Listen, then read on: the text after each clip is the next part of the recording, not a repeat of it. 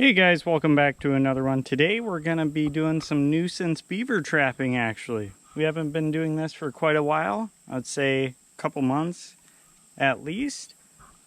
Right here we got a pretty large dam that's breaking, stopping the water flow right now, and also flooding some cornfields that are nearby, which are right over there actually. With this we actually have to take out all the beavers, which isn't a problem at all, fine by me. That way it hopefully stops them from creating another dam. So we'll go ahead and break this up a little bit. As you can kind of tell, it's pretty thick because they've been here quite a while. There is a crossover right here going down to the bottom section. That would be a great spot during trapping season to do it, but since there's so many mink and muskrats and everything else around here, I don't want to get an accidental catch, so we're not going to be setting it. Instead we're going to be breaking it apart, and that way we know for sure we're going to get a beaver. Let's go ahead and get that started.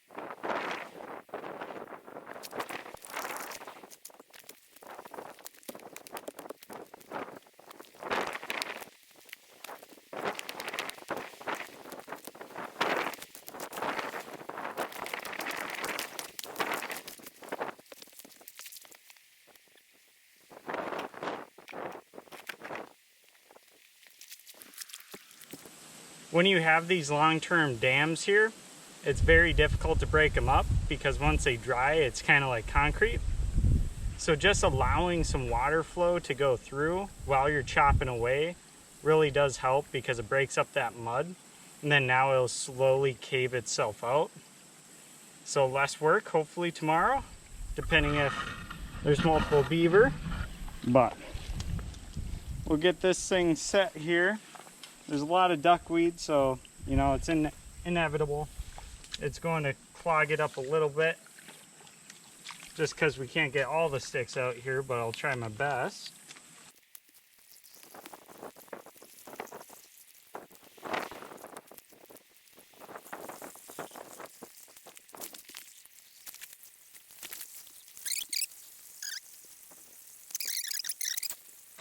Alright, so we're going to go ahead and get this TS85N.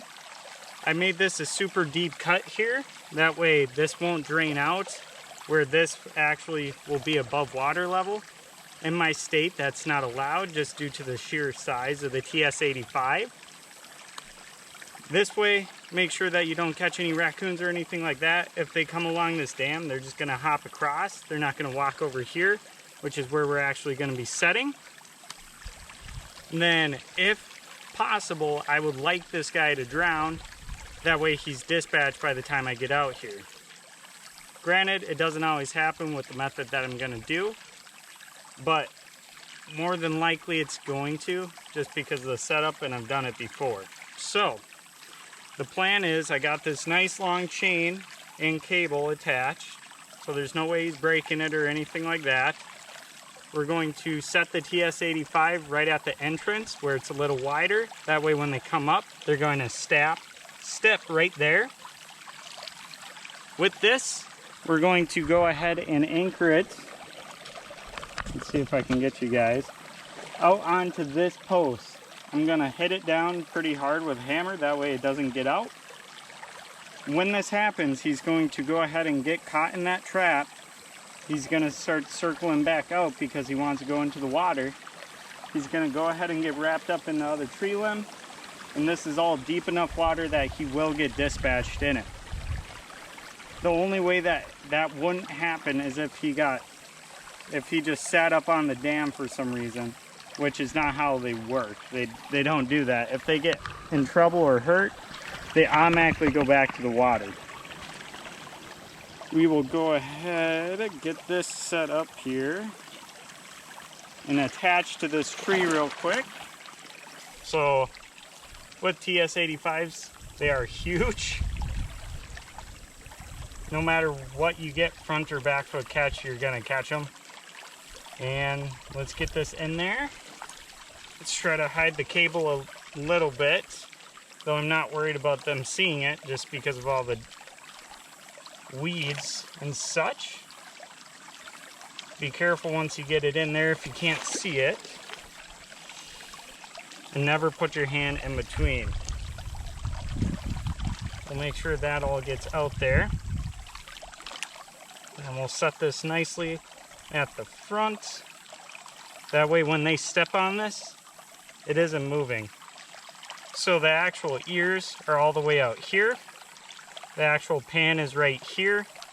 It's under right around 2 inches of water, which is fine. Hey, little froggy. You know, this isn't gonna go down fast enough for that to even be a problem. So lastly, we're gonna set up just a couple little twigs and whatnot so they don't walk up on here. Hopefully they do swim up is what I'm wanting. So we'll grab those real quick. All right, guys, so it looks like we did get one. I'm not getting too close. I don't want to stress them out. Looks like probably a 2-year-old. We'll see once we get over there. I'm going to go ahead and dispatch him with a 330. And yeah, we'll go from there. He's just right over there. It must have been pretty recent because he's still stuck out there. But he's yet to actually get drowned. So we'll go ahead and dispatch this guy. So I went ahead and dispatched the beaver with a 330 over the head. Had to makeshift that because I did not bring my 22 with me.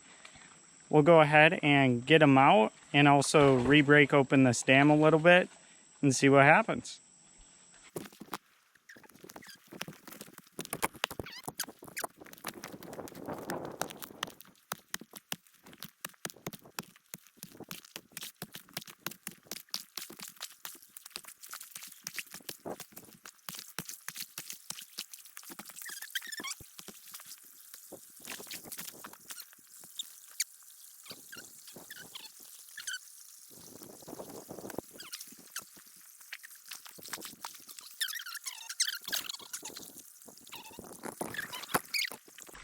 We got our beaver here.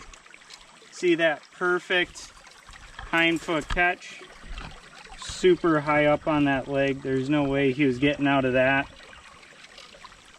Just what I was talking with the fiance about was he just wasn't out here long enough to drown. That's pretty much what it came down to, because he was anchored all the way back here on a couple logs that were stuck into the ground. So there's no way he was getting out. So we just went ahead, I rigged like a 6-7 foot pole with a 330 on it and got a head catch on him, let him get dispatched. And yeah, we broke the dam apart. I'm guessing that there's one more in here just due to his size. They usually travel in pairs. So hopefully we can get the other one out if there is one. We'll come back tomorrow and see if we get another one. If not, I guess we're done here for a while, but hopefully we can get them out and keep going. How do you think? What do you think? Not sure? Understandable. All right, so one last good look at the beaver. Just want to show you guys kind of the head as big as my hand kind of thing. So not an extremely large beaver, but definitely pretty good size. I would say between the 20 and 30 pound range. And yeah, these are nuisance beavers, so yeah, they aren't the biggest, but we do have to take them out of this area due to the damage that they're causing here. We'll get the trap set in the next video and see if we can pull off another one for this. Other than that, thank you for watching.